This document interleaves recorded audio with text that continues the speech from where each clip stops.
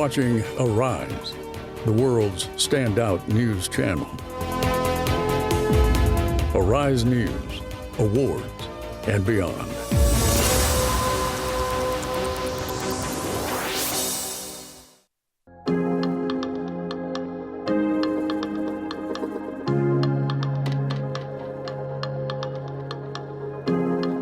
Hello and welcome to Davos for the World Economic Forum 2026.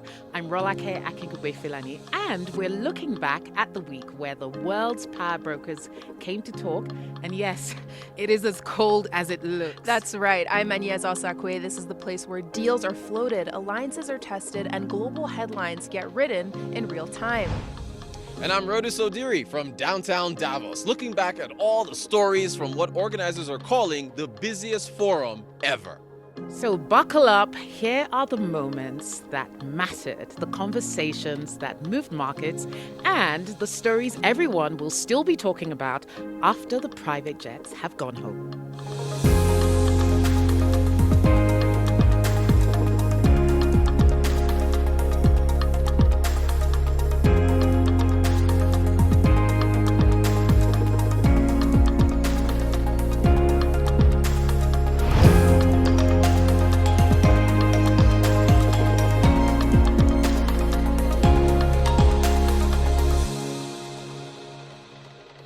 This year, Africa showed up in force, and Nigeria came to be noticed. With a prime position on the promenade, Nigeria House opened its doors as a clear message to the world. We're here, we're rising, and we're open for business.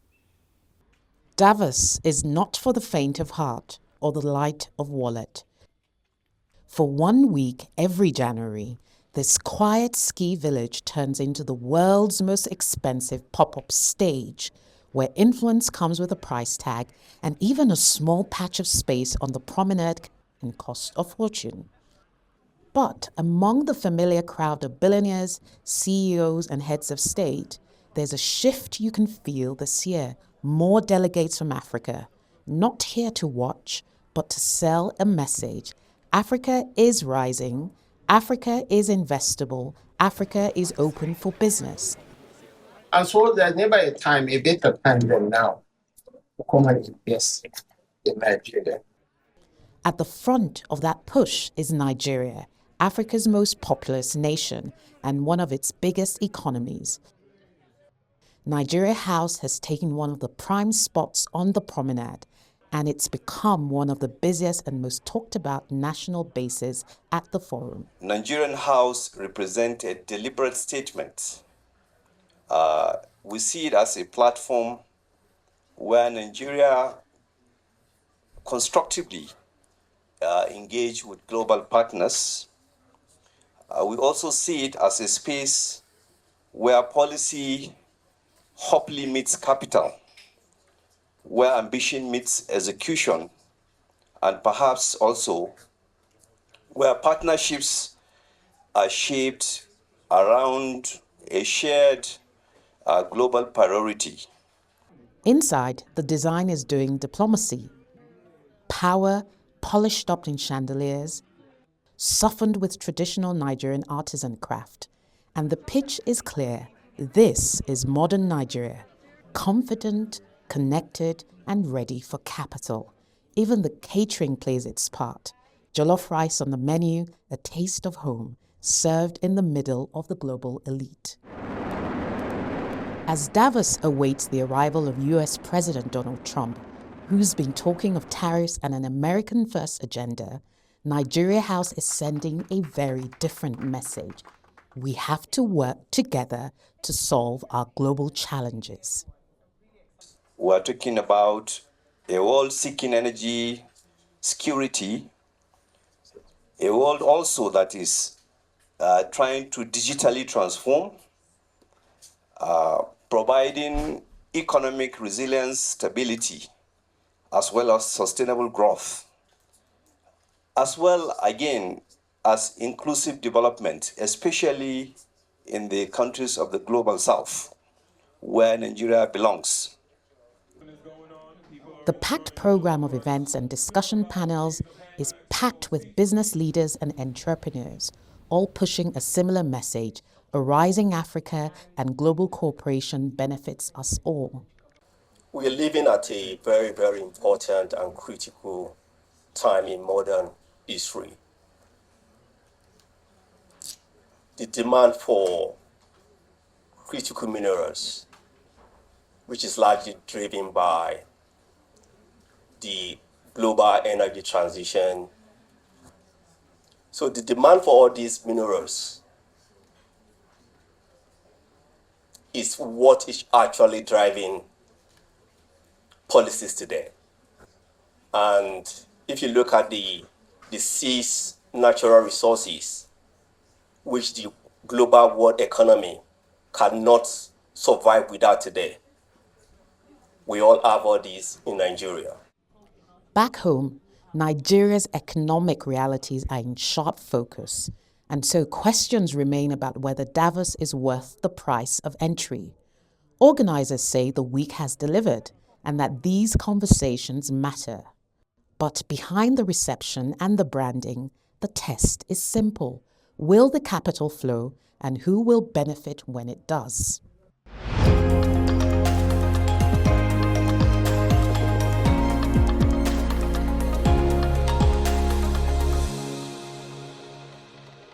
The biggest story of the week was Donald Trump in Davos and in full campaign mode, Greenland, allies, and a warning to the world. Here's what he said.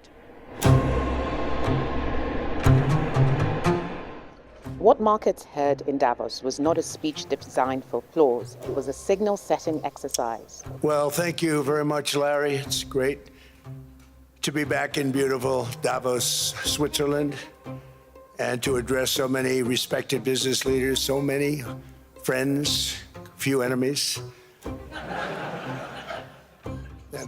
And that signal was about power, capital, and leverage, and how it will be exercised in this phase of the global economy. There were 4 key things that I took out of the speech given by President Donald Trump of the United States. First, this idea of U.S. economic exceptionalism, the idea that the U.S. economy is structurally more resilient, innovative, and productive than its peers. He repeatedly framed the United States as the only economy combining scale growth, capital depth, energy security, and policy decisiveness. The emphasis on strong GDP growth, rising incomes, capital inflows, and defeated inflation was not about statistical precision. It was about narrative dominance, and in markets, narrative shapes flows by asserting that the US remains the world's primary growth engine and that when American booms, the world booms, Trump reinforced a structural bias towards US assets. The second thing that stood out was a major signaling for markets around trade policy.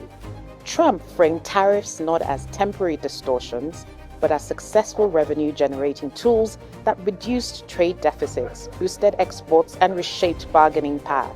In fact, what I gleaned from what he said is that tariffs are now a permanent feature of U.S. economic statecraft. I think the third area that stood out for me is his positioning on energy. Energy was positioned as the third pillar of U.S. power.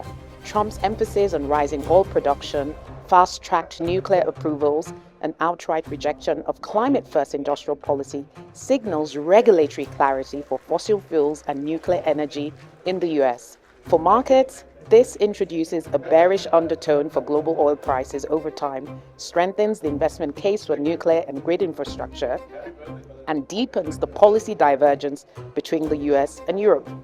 And fourth, and a pretty evident one, was geopolitics. This was where his speech became most revealing, particularly on Greenland. Trump was explicit in ruling out the use of military force. We never asked for anything, and we never got anything. We probably won't get anything unless I decide to use excessive strength and force where we would be, frankly, unstoppable. But I won't do that. Okay? Now everyone's saying, oh, good. That's probably the biggest statement I made, because people thought I would use force. But I don't have to use force. I don't want to use force. I won't use force. That mattered immediately to markets because it removed the risk of sudden escalation and helped reverse earlier sell-offs. But it would be a mistake to read that as de-escalation. Instead, Greenland was framed as a security and negotiation issue, not a resource grab and not an annexation. When Trump said, "You can say yes or you can say no," and we will remember, he seemed to be speaking specifically about Denmark and Greenland, not the global system at large. And that pattern is important. It suggests the Trump administration prefers economic confrontation over military conflict and leverage over invasion. NATO was also reframed through this lens. Trump presented security guarantees as transactional. And more importantly, he set the stage for a potential negotiation with his European allies and with NATO.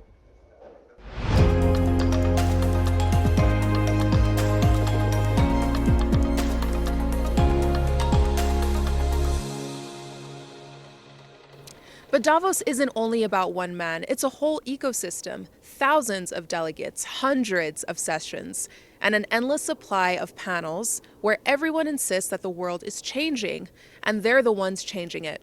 So here are the highlights, the big themes, the big names, and the sharpest moments from the forum. The system's power comes not from its truth, but from everyone's willingness to perform as if it were true. And its fragility comes from the same source. When even one person stops performing, when the greengrocer removes his sign, the illusion begins to crack. Friends, it is time for companies and countries to take their signs down. For decades,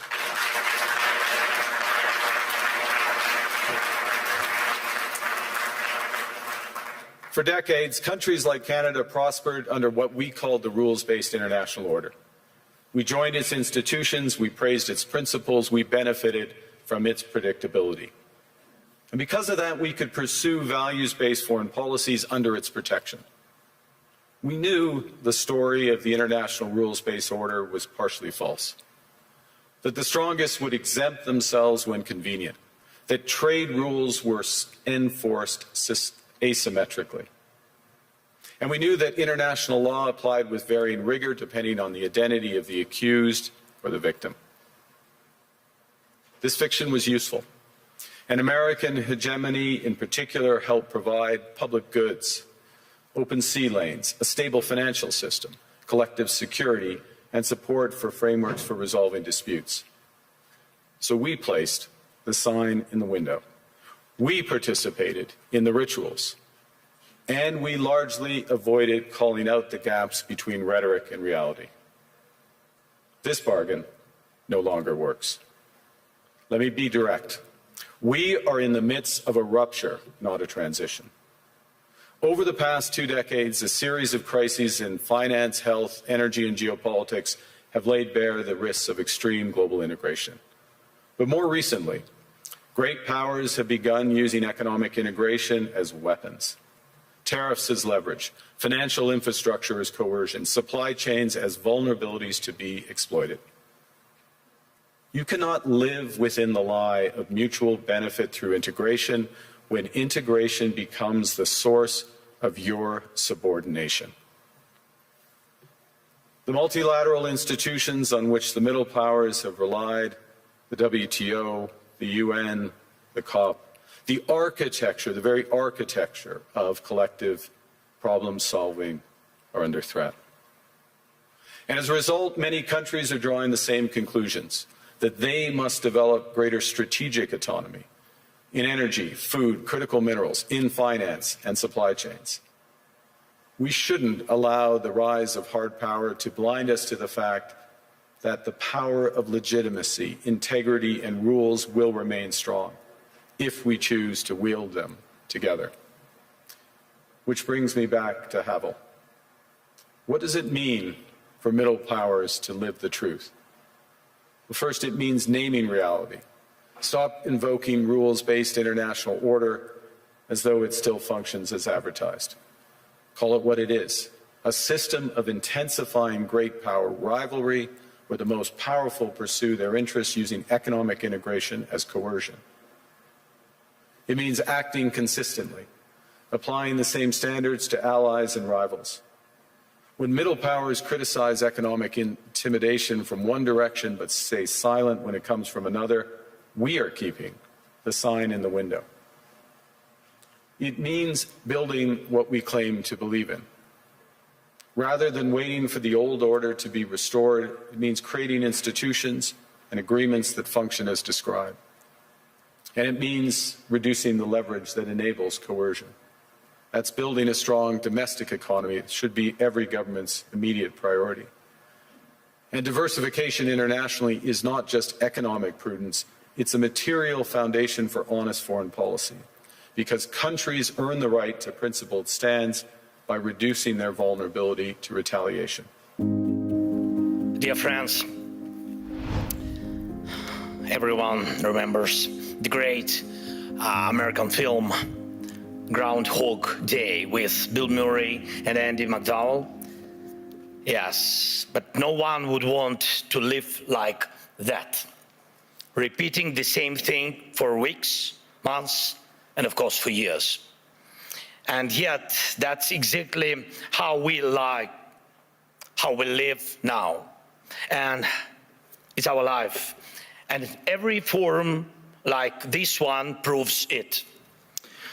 Just last year, here in Davos, I ended my speech with the words, "Europe needs to know how to defend itself."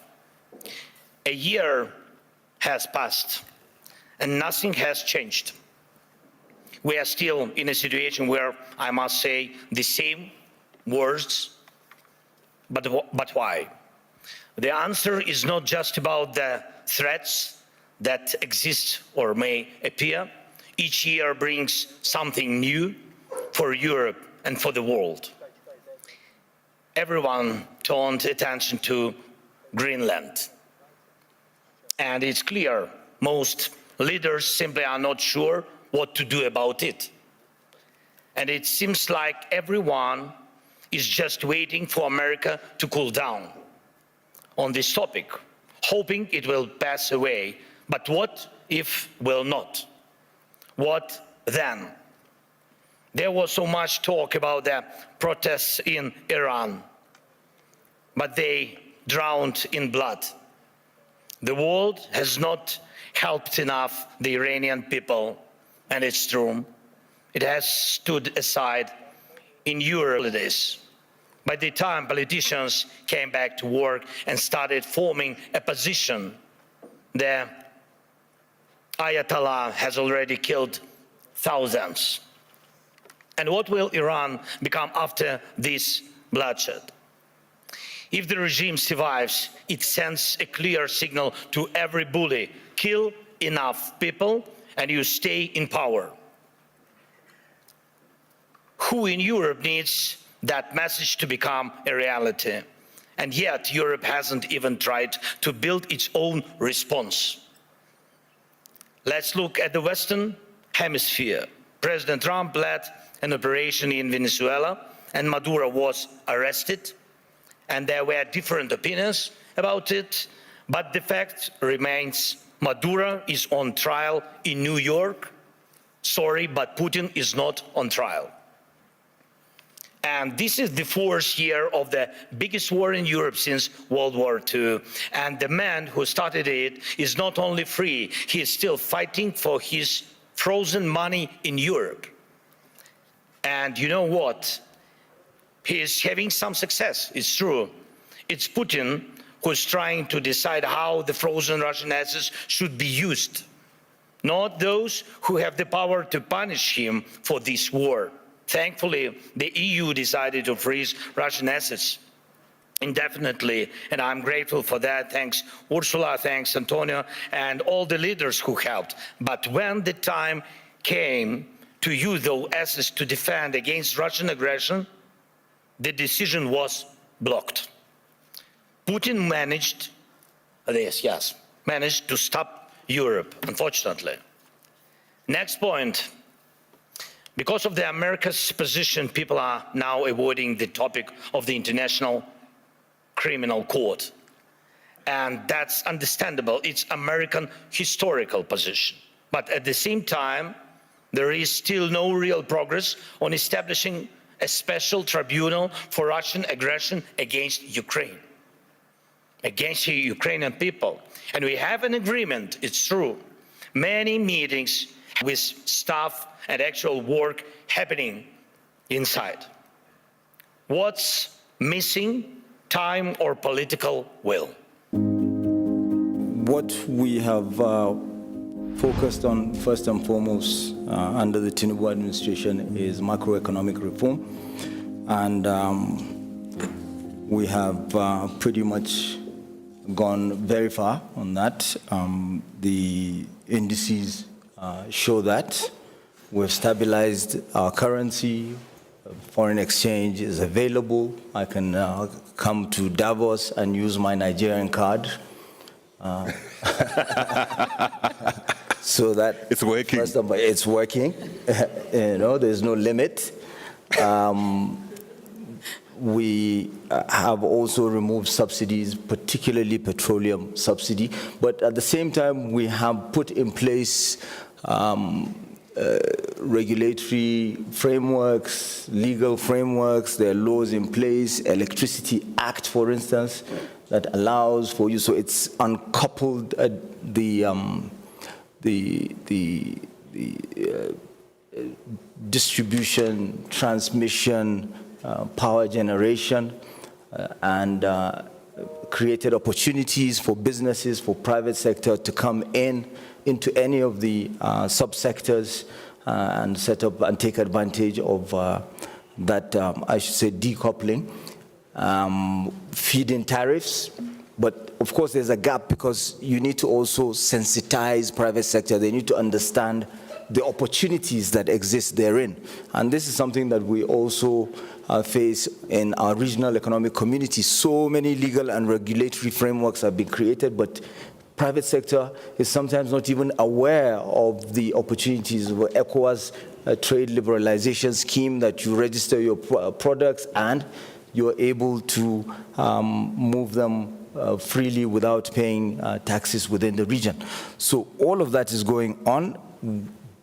Where we see huge potential for job creation is, for instance, in business process outsourcing, ITO, GBS, because it would create. We're in a race against time. We are adding 3 million young people to our job market every year. 1 million graduates, 40,000 engineers. So.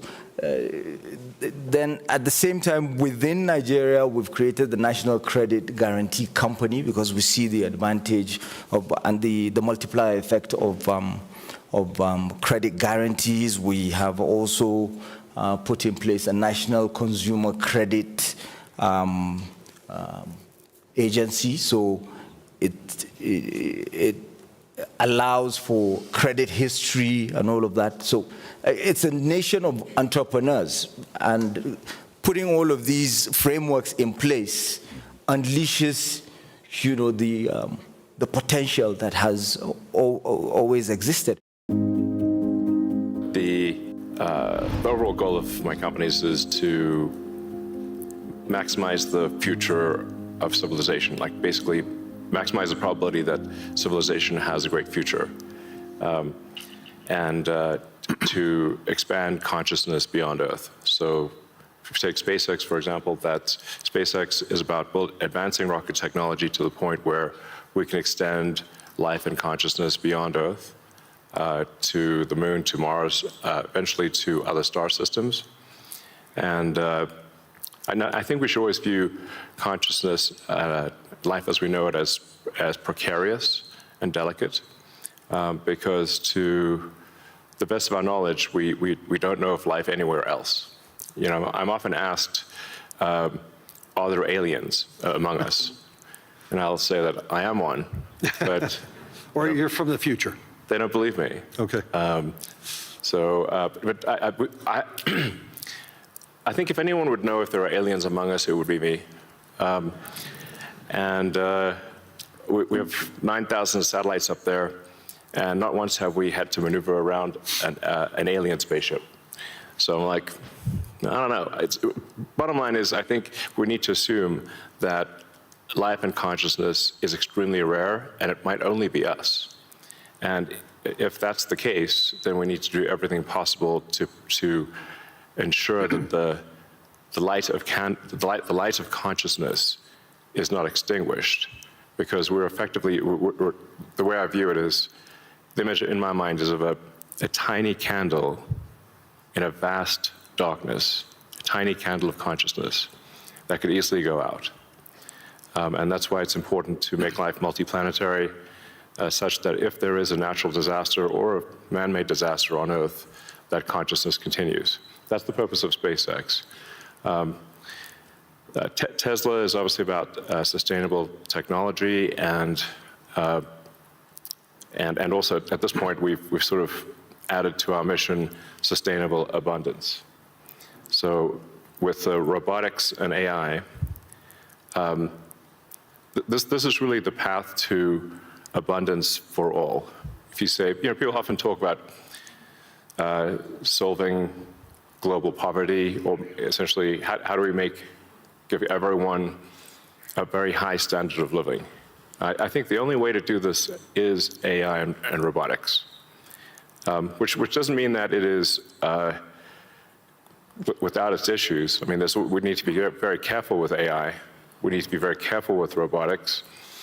We don't want to find ourselves in a James Cameron movie, Terminator. He's great movies, love his movies, but we don't want to be in Terminator, obviously. But if you have ubiquitous AI that is essentially free or close to it, and ubiquitous robotics, then you will have an explosion in the global economy, an expansion in the global economy that is truly beyond all precedent. Last year, 2025, was one of the largest years in VC funding ever.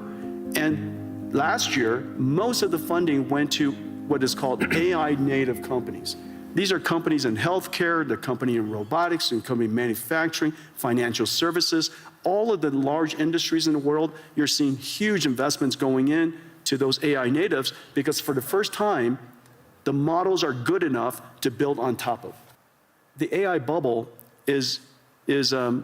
comes about because the investments are large. And the investments are large because we have to build the infrastructure necessary for all of the layers of AI above it. And so I think the opportunity is really quite extraordinary, and everybody ought to get involved. Everybody ought to get engaged. We need more energy. I think that we all recognize that. We need more land power and shell. We need more trade skill workers. And in fact, that population of workforce is so strong here in Europe. Yes. In a lot of ways, the United States lost that in the last 20, 30 years. Yeah. But it's still incredibly strong here in Europe. It's an extraordinary opportunity you ought to take advantage of. The seismic change we are going through today is an opportunity, in fact, a necessity, to build a new form of European independence. And this need is neither new nor a reaction to recent events. It has been a structural imperative for far longer. So when I use this term, European independence, around a year ago, I was surprised at the skeptical reactions. But less than 1 year on, there's now a real consensus around this. The sheer speed and almost unthinkable scale of the change have driven this, but the underlying imperative is still the same. The good news is we acted immediately, whether on energy or raw materials, defense or digital, we're moving fast. But the truth is also that we will only be able to capitalize on this opportunity if we recognize that this change is permanent. Of course, nostalgia is part of our human story, but nostalgia will not bring back the old order. And playing for time and hoping for things to revert soon will not fix the structural dependencies we have. So my point is, if this change is permanent, then Europe must change permanently too. It is time to seize this opportunity and build a new independent Europe. And ladies and gentlemen, this new Europe is already emerging. On Saturday, I was in Asunción, in Paraguay, to sign the EU-Mercosur trade agreement. It was a breakthrough after 25 years of negotiations. And with it, the European Union and Latin America have created the largest free trade zone in the world, a market worth over 20% of global GDP, 31 countries with over 700 million consumers, aligned with the Paris Agreement. So this agreement sends a powerful message to the world that we are choosing fair trade over tariffs, partnership over isolation, sustainability over exploitation, and that we are serious about de-risking our economies and diversifying our supply chains. I think you can only earn the benefit if you are prepared for it before it comes.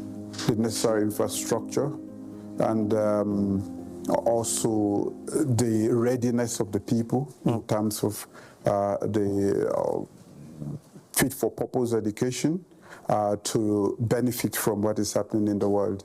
With serious problems with energy supply, connectivity, and other issues, the continent is not exactly prepared. And so in the end, we will be at the receiving end of what is happening. Should it come now, it is here already, I must say. It will take us time to have the wherewithal to put in the necessary infrastructure, the digital public goods to be able, the energy required that is not only affordable but also reliable, and to educate our people, the most important asset for every revolution. Call this a revolution. Yep. The people must be ready for it. And so we have our youth full of energy, creativity, but we must invest in their education so that they will know how to translate all of this into useful purpose for the continent.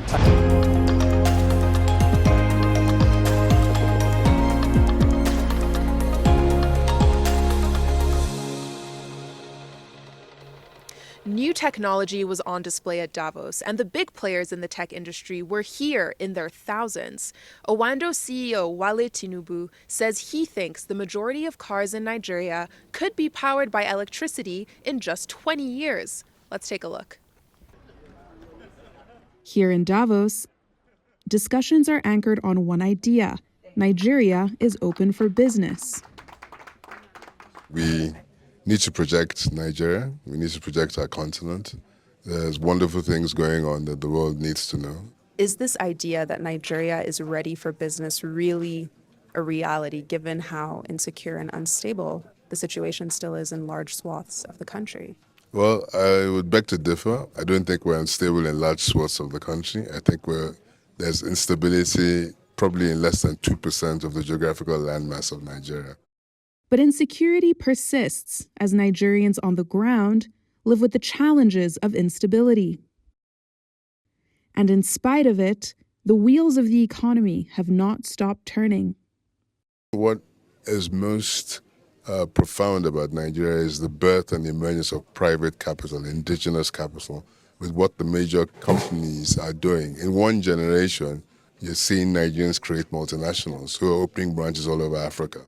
The hard decisions we're taking at the advent of this administration to withdraw petroleum subsidies and to float the currency and the results are already being felt.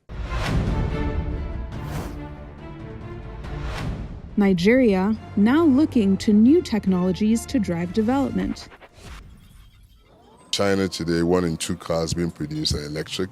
Electric cars are much cheaper to produce, okay? And we have abundance of gas within the country, which basically means that we will eventually generate very cheap electricity. So I see a big movement from combustion engines to electric vehicles over the next 20 years in Nigeria. For definite, it's going to happen. Recent statistics say Nigeria has around 20,000 EVs on the road, while in 2024, China sold over 11 million in a single year. But according to the Owando CEO, Nigeria is not so far from an EV revolution. When you think electric vehicles will kind of take over, when you think we'll see a majority of electric vehicles, when would that be? I think in a maximum of 20 years, you will have over 50% of our vehicles will be electric. Anieze Osakwe, Arise News, Davos.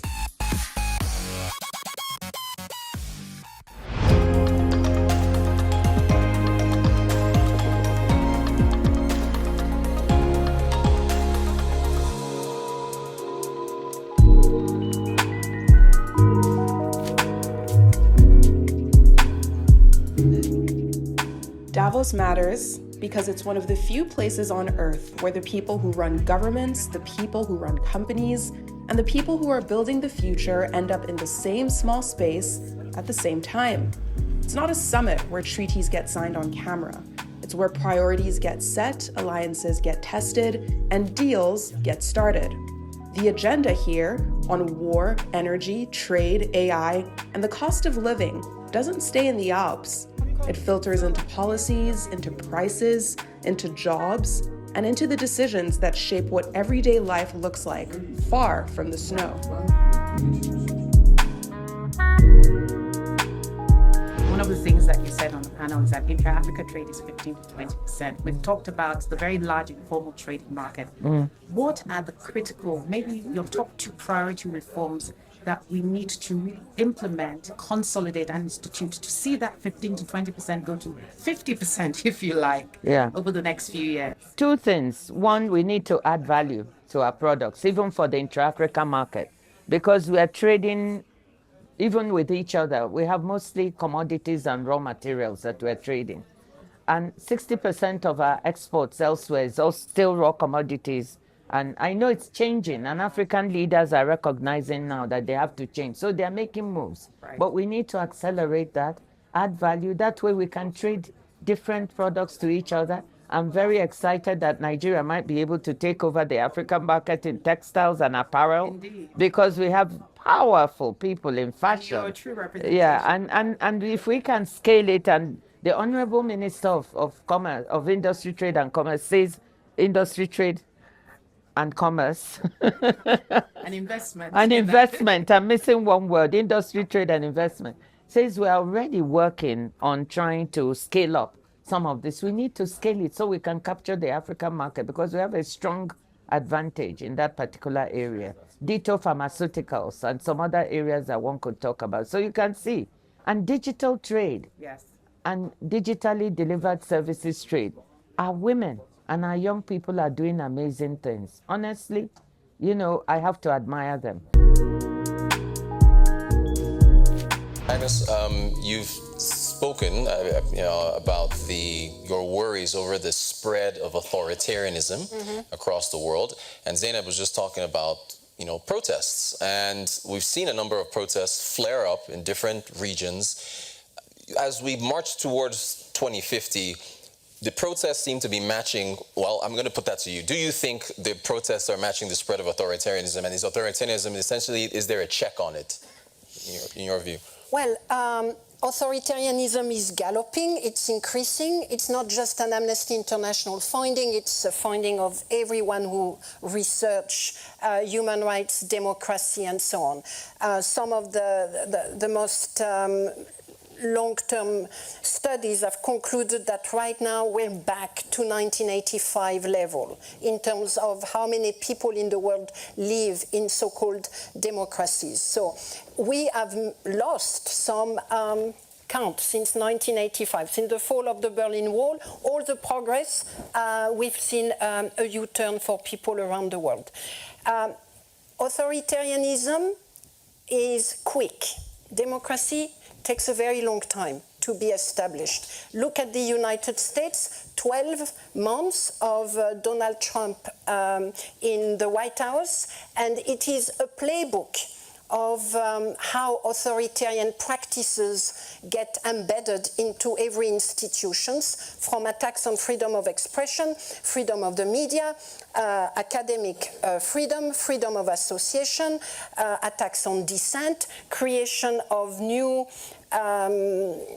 militarized security forces that are unbounded, the attacks on migrants, on refugees, on trans, on women, all of those things have taken place in 12 months.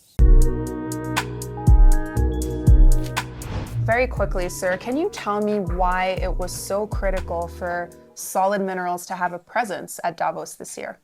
Yes, as you know, His Excellency, Mr. President, Bola Ahmed Tinubu, has set up a target of achieving $1 trillion economy by the year 2030. So we're here basically to underscore the importance of that commitment and to speak to people that matters in terms of investment, in terms of partnerships, and in terms of technology transfer. So we're here as a deliberate statement to show how ready we are as a sector with over 44 different kind of minerals located in over 500 locations across the 36 states of the Federation. So I think there is no better time to be here than now, especially looking at the massive demand for critical minerals and energy transition minerals, which are mostly found in Nigeria and indeed in Africa. 30% of those are currently from Africa. So I think that's why we're here. And we believe we're highly excited that the solid minerals sector has been recognized as a key player. On the first opening day of the Nigerian House, we were able to give an opening statement and also had a very robust panel session, which has created that awareness to the global community. With a median age of 18, Nigeria is not just a nation, we are the workforce of the future. 242 million people as of last week, anticipated to be the third most populous nation on earth by 2050, and to be the most populous nation on earth by the end of the century. So I believe that Nigeria as a nation holds promise for the black race, because the trajectory of global growth is facing Africa, and Nigeria will make or mar that destination. 1 out of every 4 Africans is a Nigerian. And I believe that in the fullness of time, even the much feared youth bulge, we are going to transform them into demographic dividends instead of the demographic disaster that people feared will consume all of us, because our young are digital natives, very versatile with the computer, with the new system, with AI, and the government is poised to put them at the center of our attention. Our economy, we have recalibrated our economy. We have repositioned our economy. I do not want to run down previous administrations. I was part of it. Governance is about continuity. But when we assumed the mantle of leadership, our foreign reserves was less than $1 billion. Now it's inching towards $50 billion. So what we see is this increased assault on the multilateral trading system that provides a confidence for supply chains to function properly, for investment flows to happen. And this is impacting very, very negatively on the whole world, but in particular on the African continent. I would say also that the continent of Africa, through the AfCFTA, is taking the opposite direction. Trade liberalization, reducing and eliminating intra-Africa trade barriers and intra-Africa investment barriers is the number one objective for why the AfCFTA exists. One message you'd like to leave here for the global community insofar as African trade is concerned in this new global economy and dispensation? Yeah, the key message is that now the continent of Africa is the real defender of the global trading system, the real defender of the multilateral trading system, because we have opened our markets as a continent, not only to one another, but also to the rest of the world. We have opened our investment market, not just to one another, but to the rest of the world. And so our continent is open for business on the basis of certainty, predictability of markets, and a rules-based system for trade and investment, which is absolutely key. So we are a reliable partner as a continent to global investors. Talk to us about the impact of social entrepreneurship and what it's doing in Africa. Thank you so much, Rod. It's terrific to be here. It's an important opportunity to really highlight the role of enterprises that also have impact.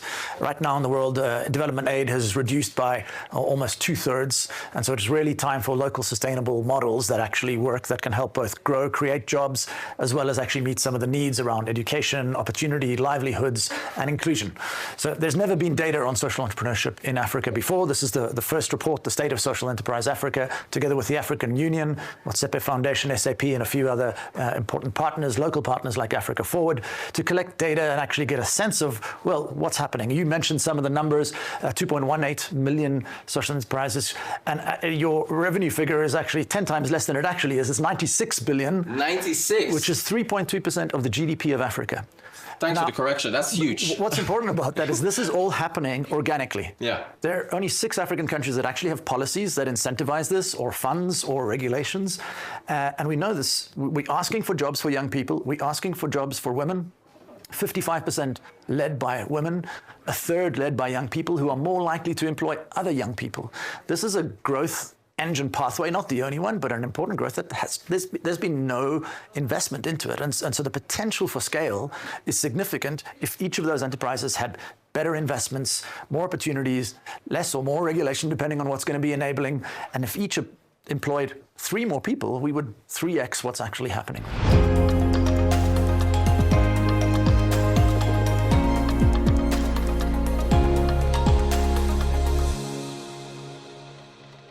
So, Rolake, you had some really interesting interviews. I mean, what was your big takeaway from Davos this year?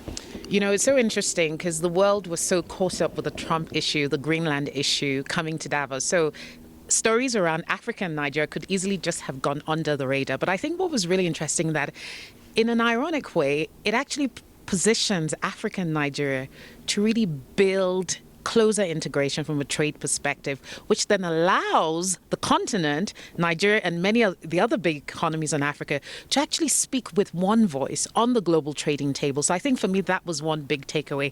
I think the second big takeaway was just really how important macroeconomic reforms are to attracting investment. It sends a really strong statement to the international community. And of course, with Nigeria House on the promenade, the first of its kind in all the many years that Nigeria has been coming to Davos, I think that level of storytelling, shaping the narrative around Africa, around the continent, around the human capital and talent, and the very strong momentum that many governments have built around reform and turning around Africa's economic story. I think that was another thing that stood on. I think the final thing for me was just really the interactions and the conversations on the side, you know, the stuff that's said unofficially, what general global sentiment is around the big issues, around global conflicts, around climate change, around development, around capital flows.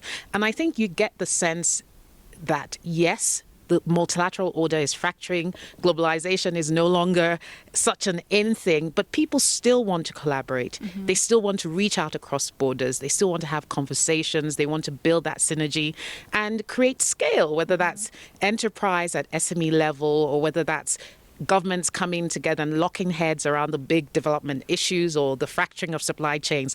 That sense of unity and harmony is something you felt really strongly, despite all the noisy headlines around Trump and Greenland.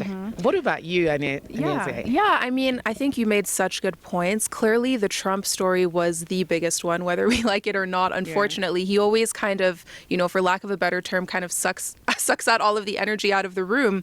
And I think for me, what stood out was the fact that Europe and the US aren't that close anymore. I mean, I've at least essentially grown up with US and America being like two peas in a pod. And for the first time, it's interesting to see how that relationship is becoming really frayed. And I'm curious to see what the ripple effects of that will be looking into the future. That's a point that the Michigan governor, Gretchen Whitmer, made at a panel yesterday. She was essentially saying that the view that the world has of America has changed.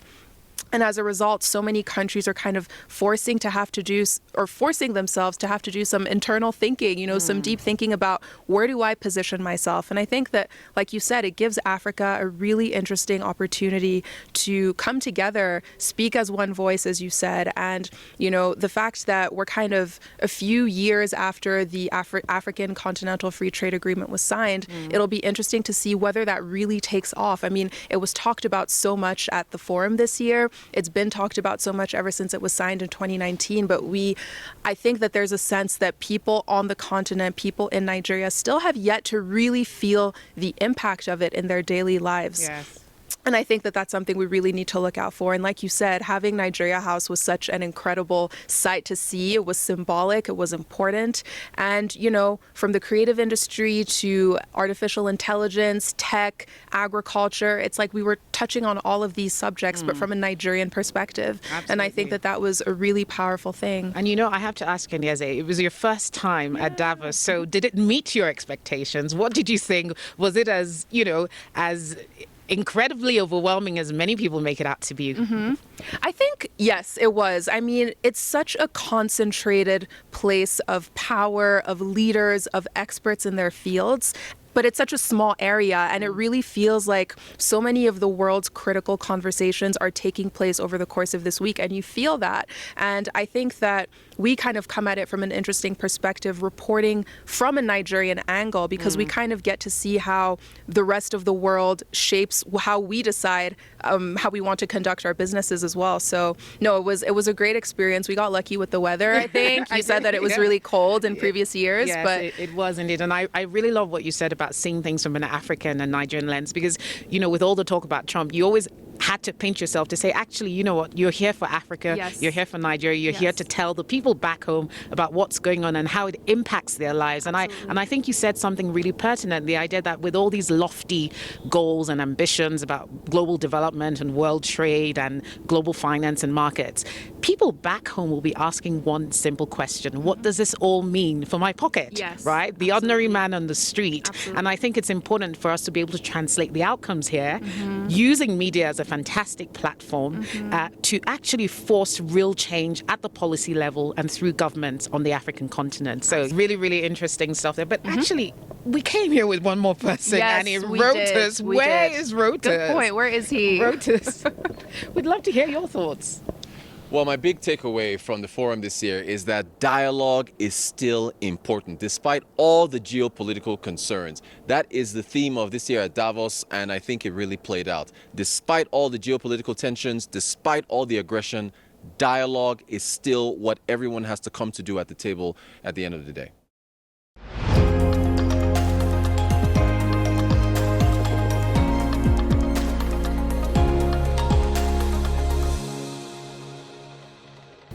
And that just about wraps it up from Davos 2026. From all of us here at Arise News, thank you so much for watching.